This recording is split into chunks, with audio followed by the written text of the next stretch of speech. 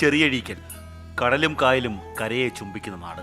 കടൽ തീരത്തോട് ചേർന്ന ചെറിയഴീക്കൽ കാശി വിശ്വനാഥ ക്ഷേത്രം.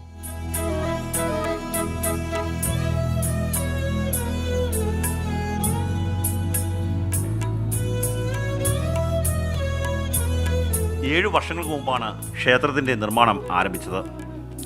കേരള തമിഴ്നാട് തച്ചുശാസ്ത്രത്തിൽ നിർമ്മാണം ആരംഭിച്ചു. വലിയ കരിങ്കൽ പാളികളിൽ ക്ഷേത്ര നിർമ്മാണം.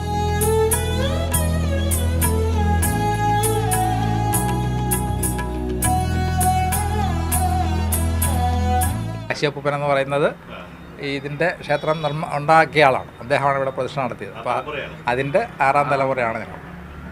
ശിവഗിരിയിൽ ഗുരുദേവൻ പ്രതിഷ്ഠിക്കുന്നതിന് മുമ്പ് പ്രതിഷ്ഠിച്ച ക്ഷേത്രമാണ്. ഇത്രയും പാരമ്പര്യമുണ്ട്.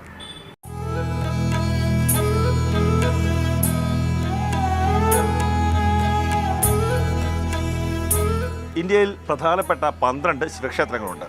അവിടെ 12 ജ്യോതിർലിംഗങ്ങളുമുണ്ട്.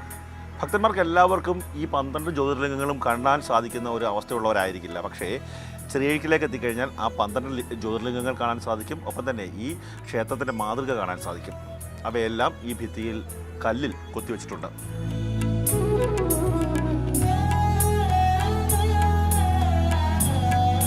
കാശിയപ്പൂപ്പൻ എന്ന് വിളിപ്പേരുള്ള ഒരു പ്രദേശവാസിയാണ് നൂറ്റാണ്ടുകൾക്ക് മുമ്പ് ഈ ക്ഷേത്രം നിർമ്മിച്ചതെന്നാണ്, പ്രതിഷ്ഠ നടത്തിയതെന്നാണ് വിശ്വസിക്കപ്പെടുന്നത്.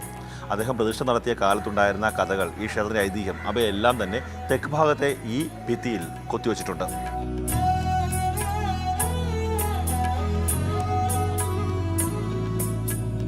സ്വർണ്ണപ്രഭയിൽ തിളങ്ങി കൊടിമരം. ക്ഷേത്രത്തിന് പുറത്ത് ശ്രീപാർവതിയും നവഗ്രഹങ്ങളുമടക്കം ഉപദേവതാ പ്രതിഷ്ഠകൾ. മഹാവിഷ്ണുവിന് 10 അവതാരങ്ങൾ ഉണ്ടെന്നാണ് ഹൈന്ദവ വിശ്വാസം. ആ 10 അവതാരങ്ങളെയും പടിഞ്ഞാറേ ഭിത്തിയിൽ ആലേഖനം ചെയ്തിരിക്കുന്നു.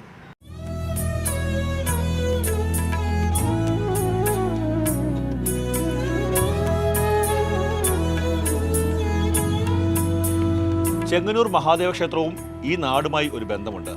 എല്ലാ വർഷവും ശിവരാത്രി നടത്താനുള്ള അധികാരം ഈ നാട്ടിലെ അരയന്മാർക്കാണ്, അലപ്പാട്ടെ അരയന്മാർക്കാണ് എന്നാണ് പറയപ്പെടുന്നത്. അതിൻ്റെ അടിസ്ഥാനത്തിൽ അതിനെക്കുറിച്ചുണ്ടായിട്ടുള്ള അങ്ങനെ വരാനുണ്ടായ കാരണത്തെക്കുറിച്ചുള്ള കഥകൾ ആലേഖനം ചെയ്ത കാര്യങ്ങളെല്ലാം തന്നെ നമുക്ക് വടക്കേ ഭിത്തിയിൽ കാണാൻ സാധിക്കും.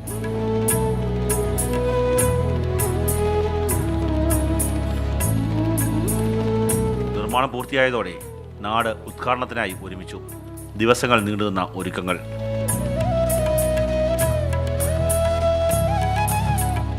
വളരെ സമയനിഷ്ഠ പാലിച്ചുകൊണ്ട് കഴിഞ്ഞ 7 വർഷക്കാലത്തെ നിരന്തരമായ പരിശ്രമത്തിൻ്റെ ഫലമാണ് ഇന്നിവിടെ പൂർത്തീകരിക്കപ്പെട്ടിരിക്കുന്നത്. ഏകദേശം 13 കോടിയോളം രൂപയാണ് ഈ ക്ഷേത്ര നിർമ്മാണത്തിനായി ഇതുവരെ ചെലവഴിക്കുക. അങ്ങനെ ചെറിയഴീക്കൽ എന്ന ഗ്രാമത്തിൻ്റെ വർഷങ്ങൾ നീണ്ട കാത്തിരിപ്പിന് നാളെ പൂർണ്ണവിരാമം.